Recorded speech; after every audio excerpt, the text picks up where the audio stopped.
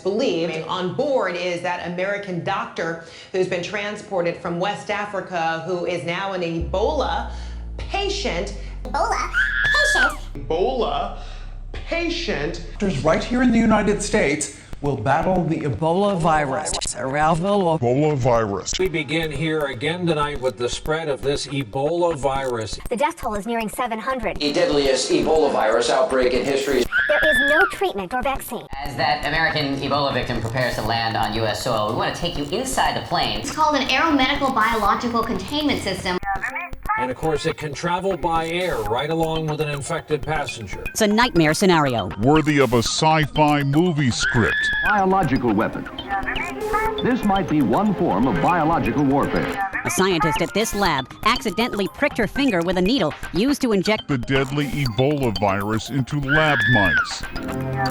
If we are attacked with biological warfare, health and medical authorities will tell you what to do. We learned today the first American to die in this Ebola outbreak. We need a cocktail of drugs and perhaps a nice vaccine, The disease is now officially out of control. Nice vaccine. Out of control.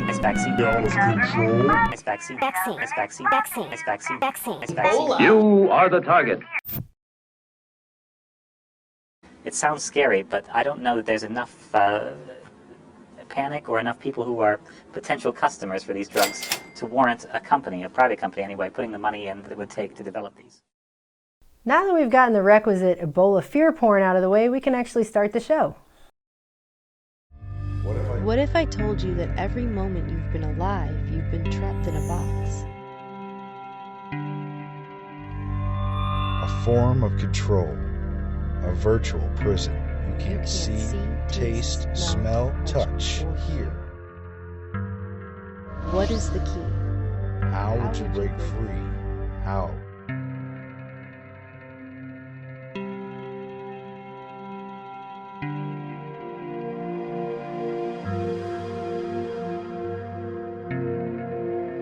First of all, you just got to get control of the fact that life isn't what it used to be. It's not your grandma's life. It's not your daddy's life. It's not the American dream. If that ever existed, it has been absorbed. You have to be asleep to believe it, isn't that what George Carlin said?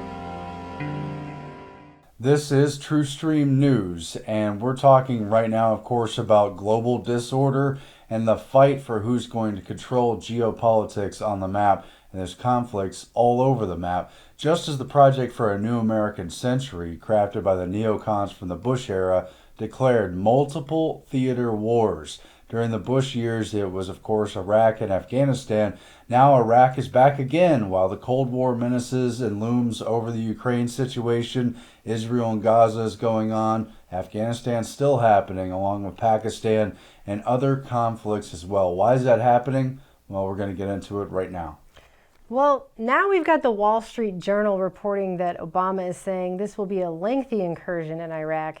We're not just going to go over there with a couple of airstrikes and blow a few things up. No, we're going to have to be there for months now. And I think it's kind of interesting that our White House press secretary, Josh Earnest, if that's even his real name, was saying there's no military solution in Iraq. No military solution whatsoever. Well, John, the thing that's important, again, and it's important for all your viewers to understand this, that there are no military solutions to the very difficult problems that exist in Iraq now.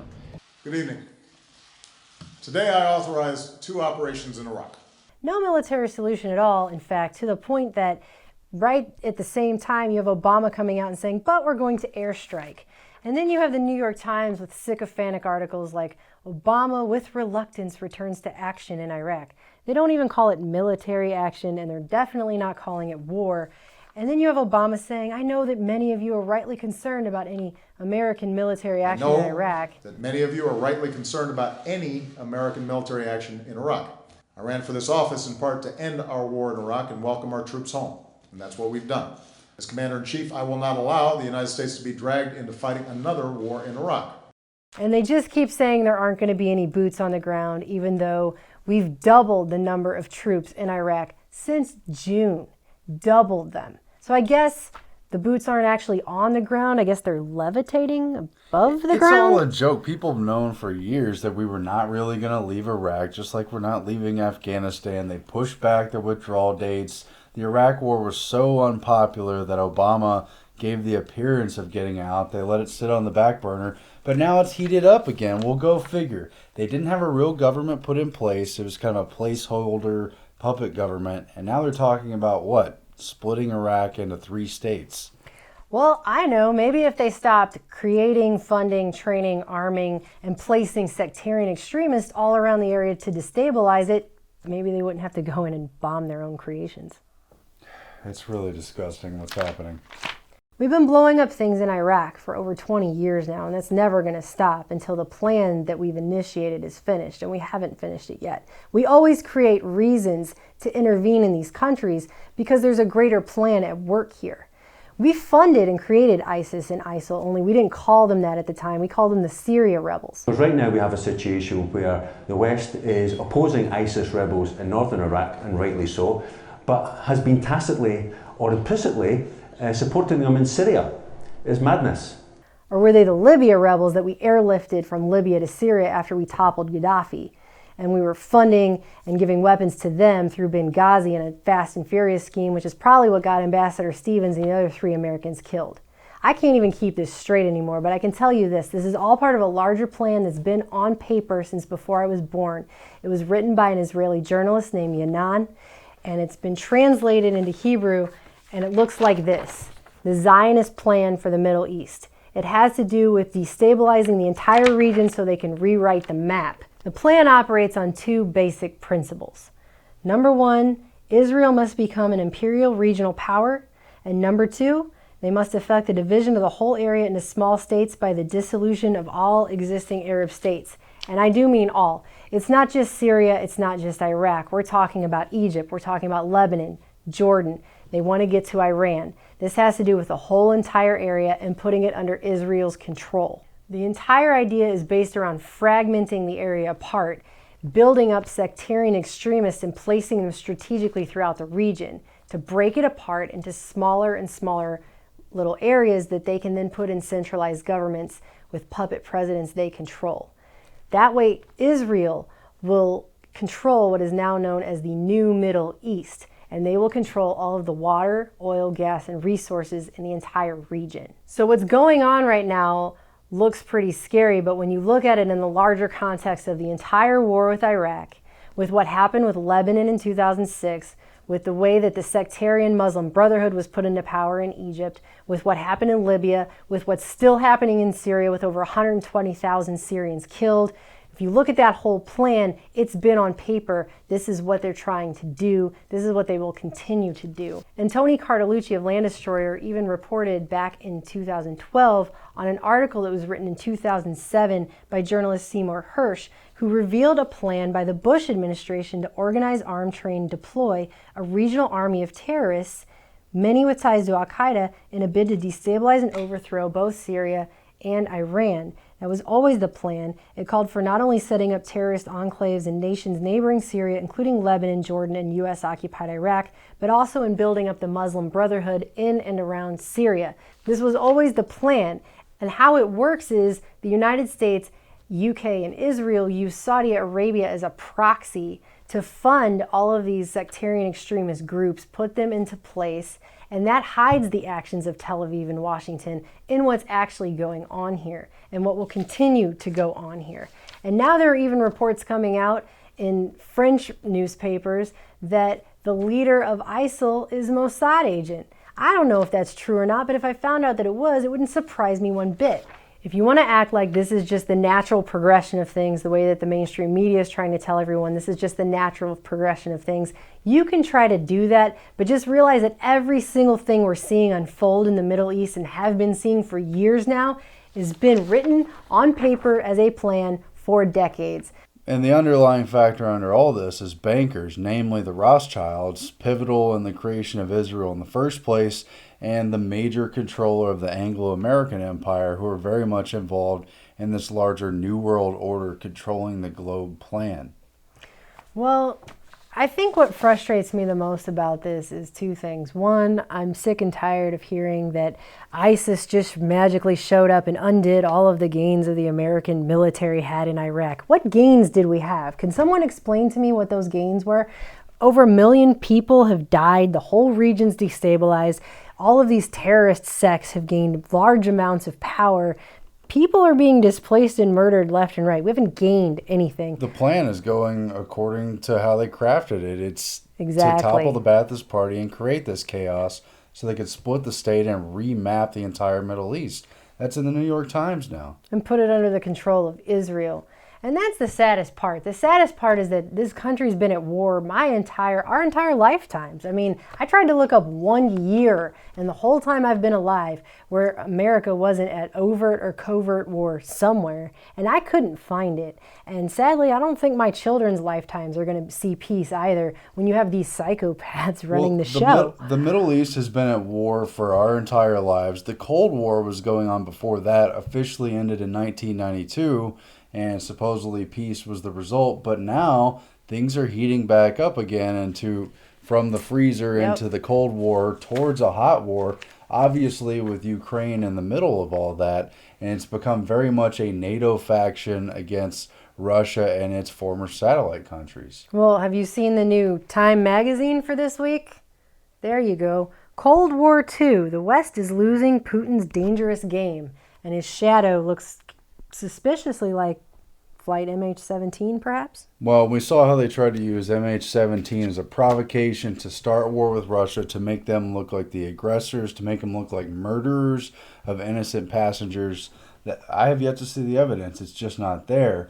At the same time, what's been reported but not focused on is behind all the tensions in Ukraine is once again energy, namely natural gas, shale gas, that they get through fracking. And now Ukraine is threatening to shut off the oil and gas flowing through its country from Russia going to Europe. Just in the last couple days, they've announced their intentions in the wake of Russia's response to sanctions of blocking imports of food from the US, from the EU, and other parts of the Western world. Now they're saying in Ukraine, well, we're going to shut off the natural gas. It's actually been the plan for a while, very devious, because Russia is a major business player in the EU, and by supplying natural gas to them, they heat homes in the winter and they have a major relationship. NATO wants to undermine that and has for many years by exploiting the gas reserves that are conveniently in the hot zone of eastern Ukraine and using Western companies to develop them. So obviously relations between Russia and Ukraine have deteriorated significantly, not only over the Crimea situation, but since Ukraine has refused to pay a $5 billion natural gas bill to Russia. It's in hock and Russia cut off the gas. But Ukraine has been in negotiations to get backflows of that gas from countries that it supplies by way of the routes that flow through its country. And it has the major pipelines from Russia, which allows it to be in a pivot position. And NATO's been exploiting that for years. NATO has had plans to exploit Ukrainian gas, and it's been part of their partnerships over the last decade and a half. Ukraine is not a NATO country, of course, but they've had a relationship with NATO since 1994, a couple years after the Soviet Union collapsed. And in the last few years, there's been increasing pressure to try to make Ukraine a NATO-friendly country, and Russia's obviously not been happy about that because of the clashes between NATO and Russia. Of course, a lot of military backing has gone to Ukraine through the Science for Peace and Security program and their various partnership deals, and one of them has always been to exploit the energy resources in Ukraine, namely the natural gas. Now, Zero Hedge has reported how 90% of the natural gas production and possible production in Ukraine is in that eastern region of Ukraine, the hotly disputed region that Russian separatists have broken off, and that's called the Dnieper Donetsk Basin. That's where all the production's going on, and wouldn't you know it, a company there by the name of Burisma Holdings is doing most of the exploration and production. And who has joined the board of Burisma Holdings but Hunter Biden, the son of the vice president? Not even kidding. And a son of the U.S. vice president has joined the board of directors of Ukraine's largest private gas producer. Hunter Biden now leads the company's legal unit, getting the position a few weeks after his father's trip to Kiev. And he's on the board with another American named Devin Archer, who's a partner in the capital firm Rosemont Capital, who are part of the equity behind this exploration company, which is owned in part by an heir to the Heinz ketchup fortune, Christopher Heinz, the stepson of Secretary of State. Are you John kidding Kerry. me? Ugh. Yeah, not even kidding. So What is Chelsea going to work there next? Yeah, probably. I don't know. These Western companies want all the money from exploring the gas, but they also want to use it as a wedge against Russia. If they can create the gas and ship it to the EU and other partners and customers, they can further push back Russia in terms of their big geopolitical game. It's a lot like what they were trying to do and partially succeeded in doing in Afghanistan. You probably heard about Pipelanistan. It's not really just the fight against Al-Qaeda, the shadowy enemy we put into power and funded several decades back under Zbigniew Brzezinski and President Carter. It was a deal worked out with Al-Qaeda, the tribal leaders, and the mountains to carry oil from the Caspian Sea through Turkmenistan, through Afghanistan, through Pakistan, and through India, the TAPI, T-A-P-I, Pipelanistan plan, to get it into U.S. vessels to carry it to Western countries and further block both Russia and Iran now on either side of Iran. It's a super geopolitical chessboard move to come on the east side and now through Ukraine, the west side, with major oil energy transports. Joe Biden's son and John Kerry's stepson, really? I know, I figured. It's like the revelation at the end of a movie where you find out who's the real evil That's person. who the bad guy was the whole time. It's just not funny, though. It's not even suspenseful because the wars just predictably drag on and keep dragging Americans into it. And we know what it's all about. It's about world order. It's this fight for world order to restructure it so it's useful for the bankers. That reminds me, I know I keep showing Time magazine covers, but it's such a target-rich environment for establishment propaganda. This one is actually from March of this year. And look, this land is my land, Russia, Crimea, and a return to the old world order. The old world order, something they obviously don't want. Gotta have a new world order. Gotta have the new world order. And that's what it has been about. It's a clash of empires. It's this grand chessboard game. That was the term used by Zbigniew Brzezinski, the former National Security Director. And that's very much what's going on. Let's look at a little bit more of the history in a special report I did.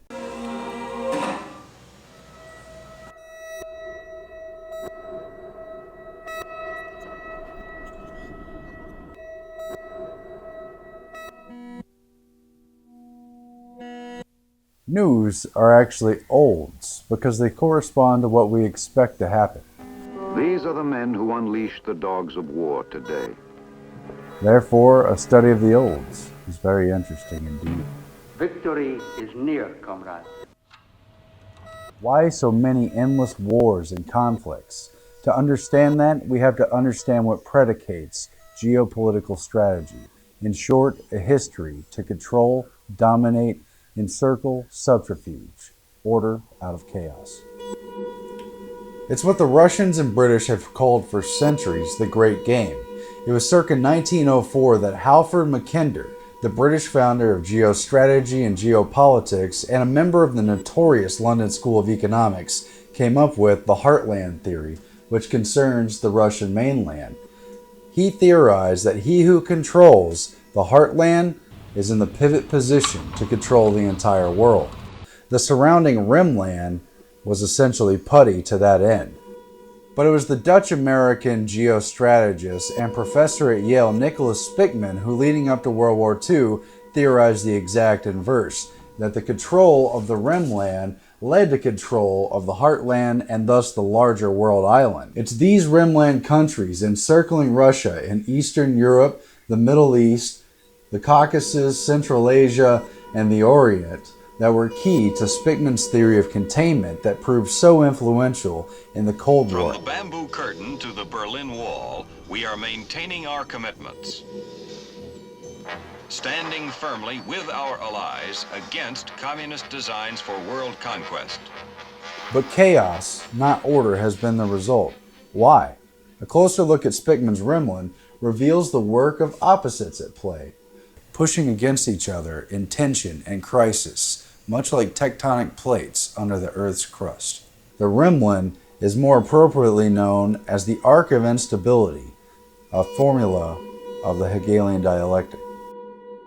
Madness and turmoil that has justified the presence of U.S. armed forces and its allies in countless conflicts in countries all around the arc of tension. The Korean Wars, which split North and South over communism. Operation Killer in Korea grinds steadily forward and northward, where United Nations forces face a new adversary. Maoist China, where communism conflicted with Chiang Kai-shek's nationals. The communists have been able to propel Red China to a position of major influence. The Taiwan issue, the Tibet issue, Vietnam. I don't understand. Why? Why Vietnam? Vietnam, where French Indochina became another communist split between North and South. French troops are fighting the last battle of a long war over what had been called French Indochina. It's a strange, three-cornered struggle. Non-communist Vietnamese fighting communist Vietnamese, and some of both fighting the French. India and what was once Baluchistan, today Pakistan. Again in India. United under Gandhi's vision as a tolerant, secular, multiculturalist state, instead torn into rival states armed with nukes. The Air Force flew in urgently needed arms at the request of India's government. Afghanistan, at war with the Russians in the 80s. We are fighting the same enemy. All the Muslims are fighting the Russians. Before the war on terror with the U.S. The most important resource is oil. Iran, which suffered a coup to oust Mohammad Mossadegh in the 50s. Developed by British interests, Iranian oil has been the subject of bitter dispute. Which installed the Shah and saw the rise of radical Islam, the rule of the mullahs, a decade-long war with Iraq, and ongoing tensions with the U.S. Iraq, once a British colony, today a neo-colonial holding, saw the rise of Saddam Hussein, the Gulf War of the 90s. Our goal was to put them into shock and destroy their ability to defend their homeland. Attacked all of the strategic targets that I've spoken of, electrical power, communications, air defenses, and so forth. And the Iraq War of 2003. Quote, shock and awe. Shots being fired now in Baghdad. I want our viewers to listen in.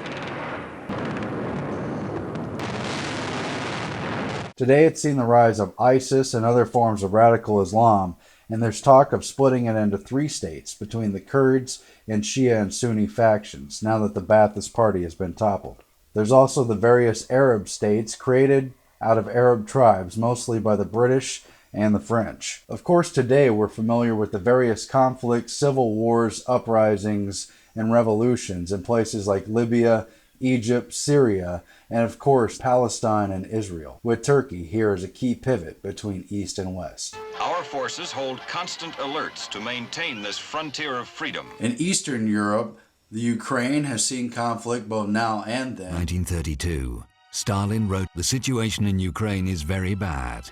If we don't take steps now, we may lose Ukraine." The hunger began.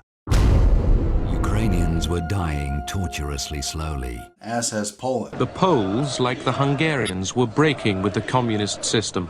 Political strikes led by the opposition movement Solidarity. In their drive for world domination, the communists have identified different levels of possible conflict to exploit.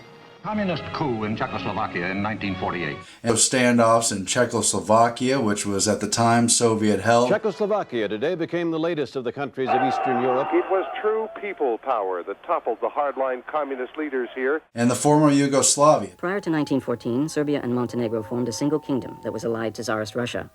Slovenia and Croatia were part of the Austro-Hungarian Empire, whose annexation of Bosnia-Herzegovina led to the assassination at Sarajevo of the Austrian Archduke by a Serb, and hence to the First World War. Today broken up into several states, giving rise to the name Balkanization. Demanded Serbian control over the Albanians.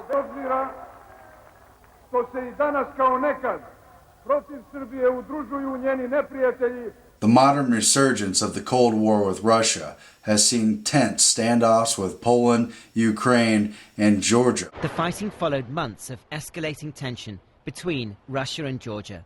War erupted on August the 7th, when Georgia began this ferocious bombardment of one of its own regions, called South Ossetia. Located here at a pivotal point between Iran, Iraq, Turkey, and Russia. Which he called calls wars of liberation and popular revolt, but which we prefer to call subversion and covert aggression. It is these wars which Khrushchev says are not only admissible, but inevitable. Not only are these constant and evolving tensions an ongoing recipe justifying intervention in the region throughout the Rimland, in some ways these conflicts are made inevitable through the relative artificial mapping of states against the ethnicities scattered throughout the region.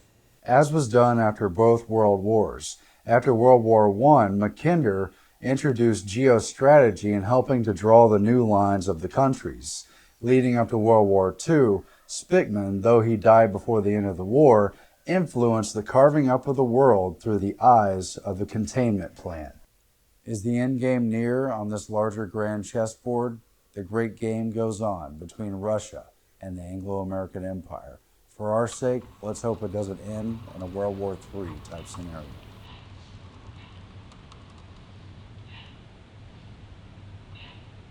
So there you have it, a better understanding of why these conflicts are so perpetual, why these wars keep dragging on and on and on. Anyway, we'll be back after this break. Well, I'm a 21st century mom, and I want to make sure that my children are prepared for the Agenda 21 future that's unfolding all around us right now. That's why I've converted a room in our house to my daughter's new bedroom. Because Al Gore says we have too much space.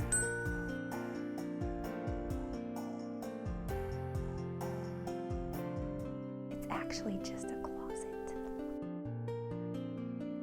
We've got to protect the earth because humans are using up all of the earth's resources. And even though there are mega corporations that are spewing bioavailable heavy metals and poisonous chemicals into the environment at a rate that we could never as individuals match in our lifetimes, it's been shown that single-family homes really are the problem here. If you really love the planet, you should be willing to live in as small of a space as physically possible. The social engineers plan to double all the mega regions across the country by 2050. People are going to need to learn how to live with a lot less. I mean, look how cool this is. This is awesome. What kid wouldn't want to live in such an awesome, cool, trendy, hip room?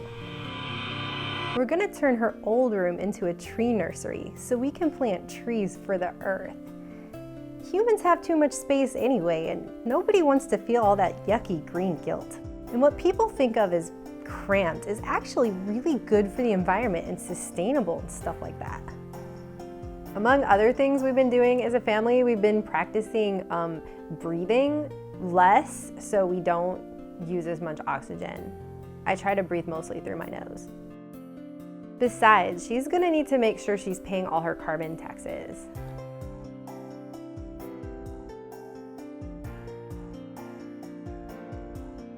It's because we exist. That's what's destroying the planet, okay? I've read this. I saw it in Mother Jones.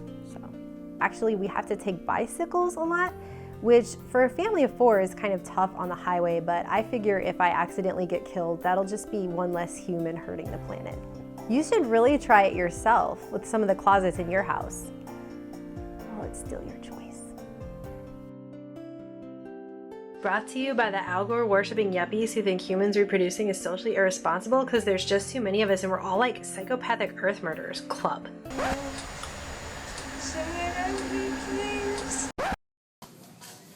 Seriously?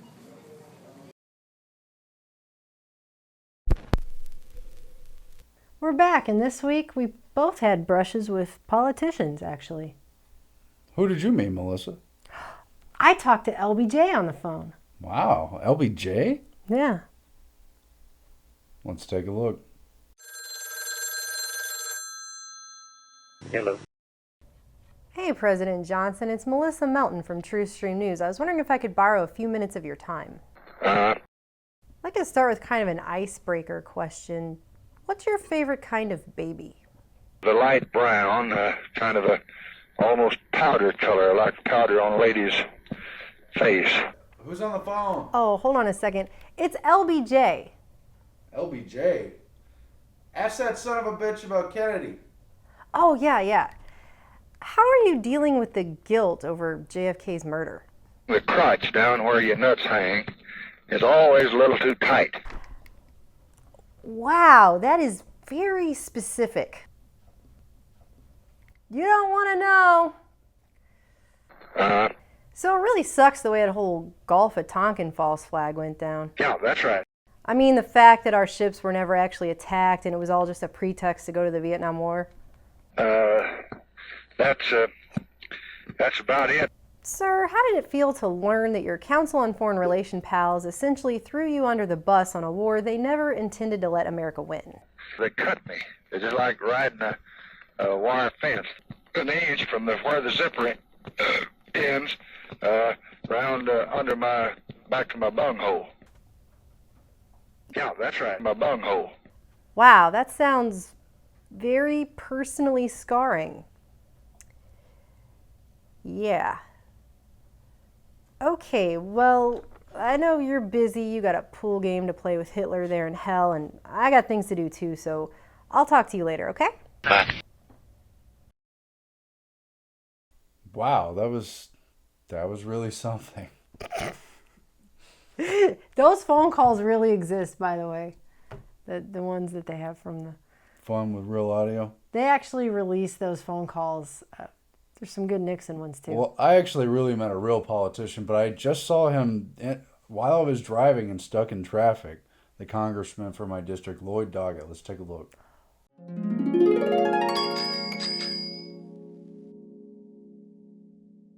All right, Lloyd Doggett's in this car coming up. We just saw him.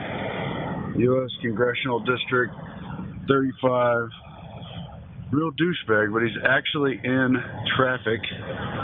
You can see his car. Not that one. You can see it a little bit in the reflection. But this is the actual representative. At least he drives himself.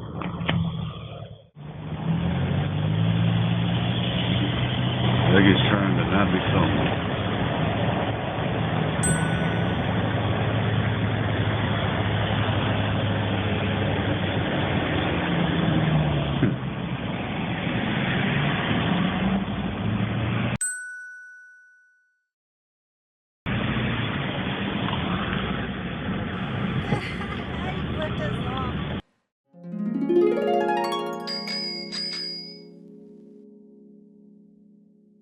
Hey, let's take another break. Isn't that what they do on the mainstream media? Let's take another break. And now, a letter to the New World Order. Dear greedy, pig-faced, world-raping, globalist monsters of the New World Order, how are you? As tensions rising in the Middle East with Israel invading Gaza, Pakistani Al-Qaeda attempting to overthrow Kabul, ISIS attempting a caliphate, the Ukraine pointing fingers at Russia, and China sending surveillance ships to Hawaii, you must be rolling in it. The massive arms sales to the secular terrorists, Syrian rebels the West has been training in an attempt to overthrow the Syrian government in a bid to position the grand chess pieces that much closer to Iran, while also encircling Russia to bring the planet that much closer to World War III, must have helped.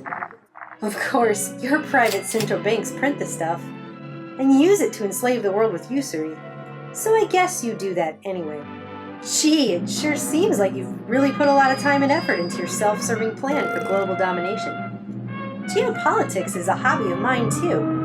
And one time I had a dream that the rest of us suffering under your thumb around the world opened all of our eyes at once and recognized the lie after lie after lie your controlled media uses to brainwash them, so they could see the truth, band together, and decentralize your control grid. Before you cull the population of 500 million like it says on the Georgia Guidestones. I know it was just a dream, but you still really creep me out. Sincerely, me. And that was a letter to the New World Order. Did you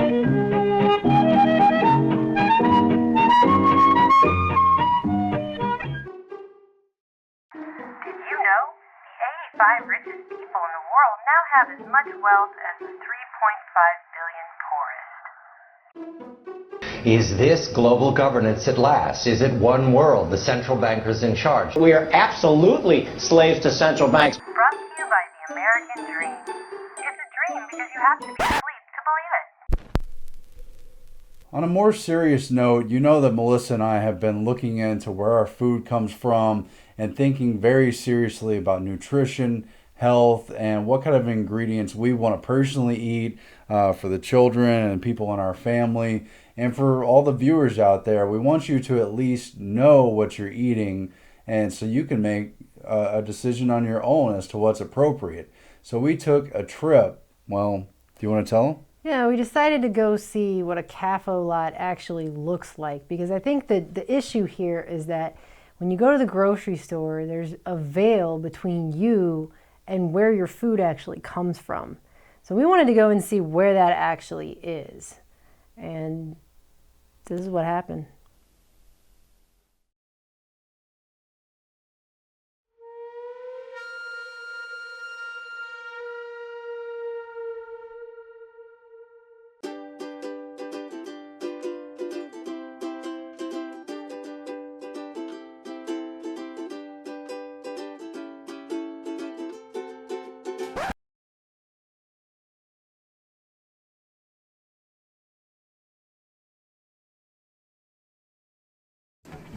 We're just outside a town that has 3 gigantic CAFO feedlots. And they're just dead cows just on the side of the road. And this one's obviously been there long enough for dust to blow up all around it. No one's coming out here and moving this cow. No one's getting it. I think if America knew where its food really came from and how its food was treated, it might think a little differently about what it was eating.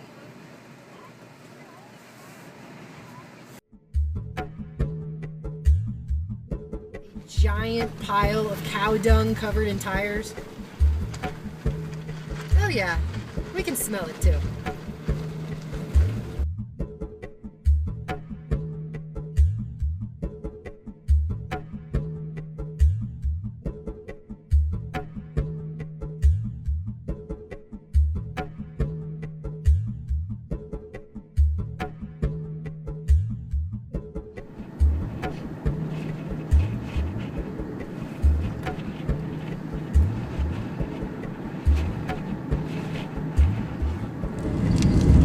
This road right here.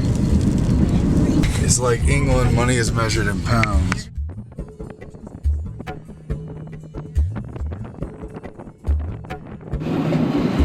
That's the Cargill plant. And right there, underneath those tires, are literal mountains of cow dung. Mountains of them. Wow. That is insane.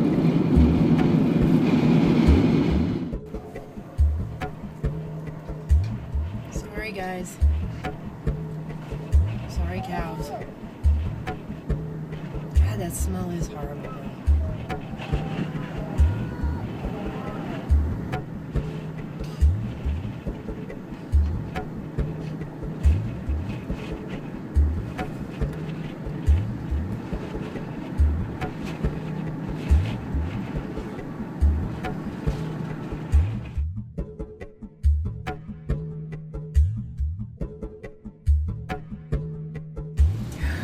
Look at how many. It just goes on and on.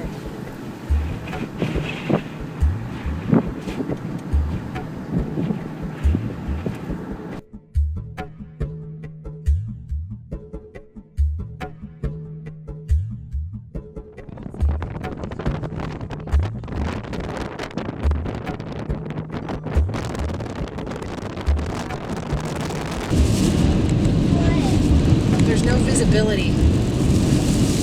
Wow, there's zero. Shit, we're driving into a windstorm.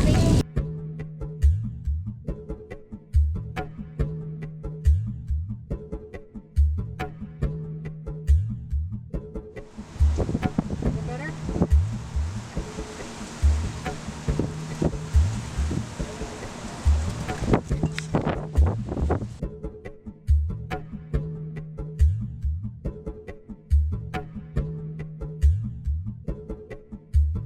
Cows. just miles and miles of cows. You ever seen this many cows in one place before? Anyone? This just goes on and on and on and on. Just all cows.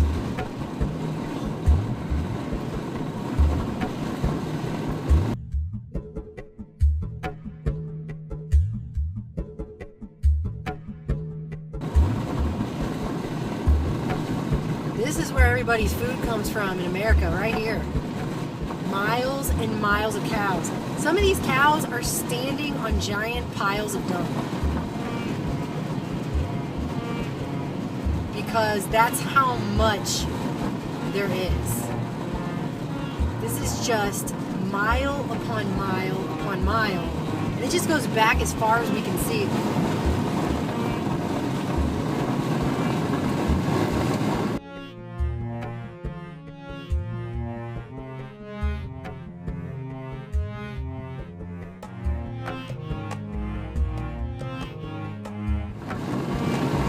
It smells so horrible out here. I can't even describe how much it smells, and it's not even warm. Can you imagine what it's like in the summertime out here? God, as far as the eye can see, it's just cows.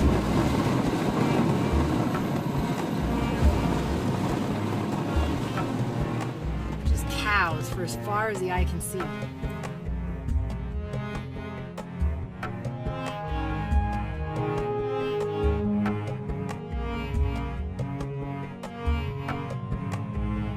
There's a cow piled on top of other cows. It's just... So many cows. God, it makes me so mad. It is just so disgusting.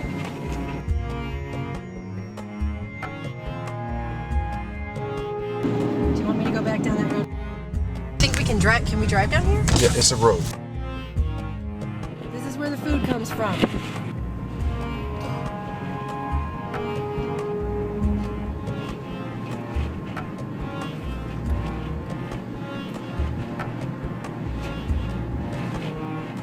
Hundreds upon hundreds upon hundreds of cows shoved into little tiny pens, like freaking worse than like cattle actually. And look, they're saying this is a biosecure facility and we're not allowed to film it. You know why? Because they don't want people to see. They don't want people to see how disgusting and horrible the food is treated. Look at this. Hundreds of cows shoved into a little box. It's like concentration camps for people's food. It smells disgusting out here. This is gross. Oh, freaking biosecure facility. No pictures may be taken. Well, I'm on a public road, and I'm taking pictures. You know why? They don't want you to see how disgusting this is. This is disgusting. I'm outraged. Turn around and get the hell out of here. I don't think people have any idea where their food comes from in this country. I don't think they have the slightest clue. Your food comes from concentration camps. Alright? It's drugged up with antibiotics and all kinds of chemicals and then shoved into little metal pins. And then you eat it.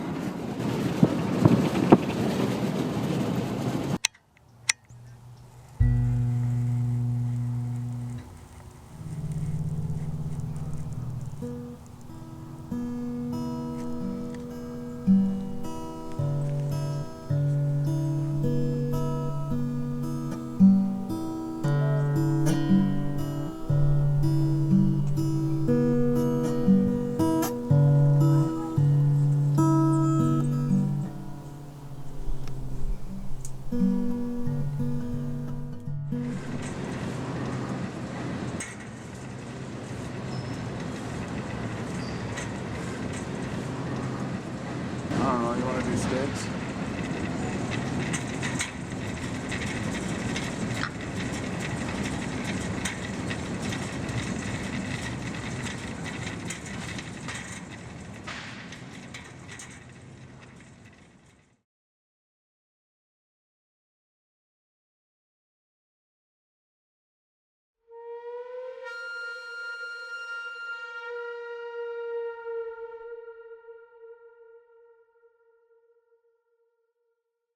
The issue here isn't about us trying to tell people to be vegetarians. We're not entirely full of vegetarians. I mean, we mostly don't eat meat, but the issue here is about telling people to at least look into how their food is being raised. What it is that you're purchasing when you put your money on the counter.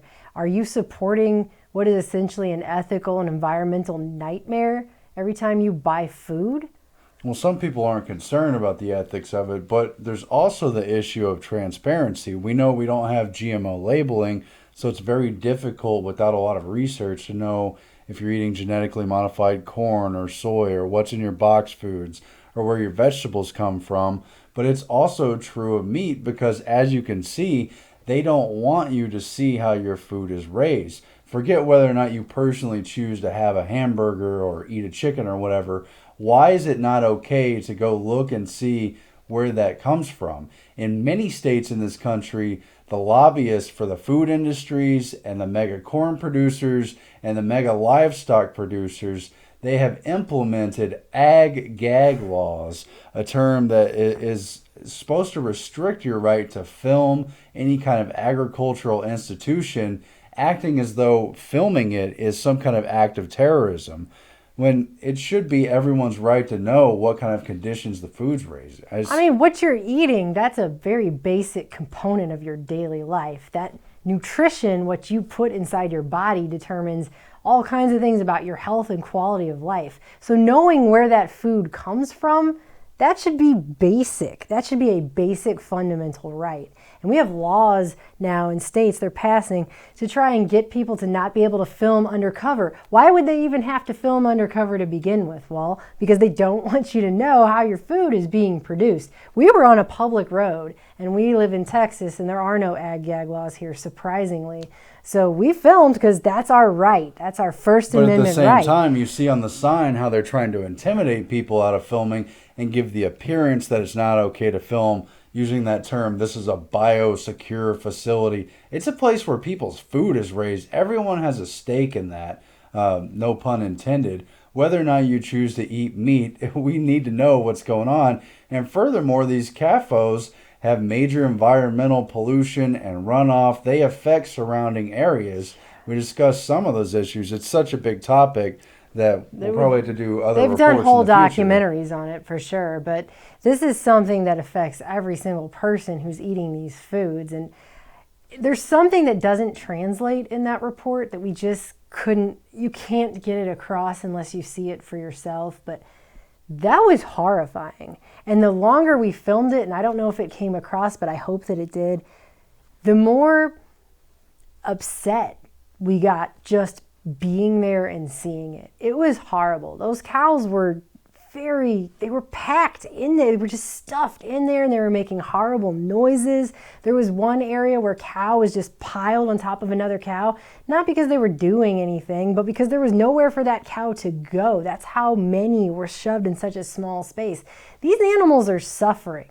That is not an enjoyable experience for them. And then you eat the suffering that is produced by this. This is not natural. There's nothing normal about this industrial farming that they're doing. Well, and like other issues, not just food related, but just in general with society, the market has been so consolidated and condensed and is tied to the abuse of power in Washington, the related lobbyists, that all the ranchers and farmers who own these cows, there's hundreds of thousands of them in the country, are pressured to use antibiotics, to send their cows to a CAFO to live in these conditions because it's so expensive to raise them pasture raised where they eat grass.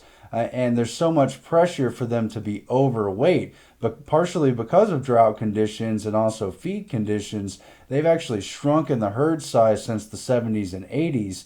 There's less cows than there used to be, but they're drastically bigger. They're pumped up and they're big and they're mean, and it's a big cut of meat that they produce there. But they do it by taking shortcuts with GMO corn and other feed additives, and through the use of antibiotics that help them with weight gain and other things that promote weight gain. Is that the kind of food you want to eat? Are you okay with those ethical issues? Well, that's a large conversation. We're not here to tell you how to think, but we better damn sure at least know where our food comes from and be able to transparently look behind the veil of how it's produced and what those conditions are. The fact they intimidate people out of reporting on that should speak volumes alone for itself. Agreed. I just think people need to at least know what we're talking about here. Because people talk about CAFOs, but until you've seen this for yourself and seen where your food comes from, and I can't imagine it. I just can't imagine it if you were a cow, how that would be.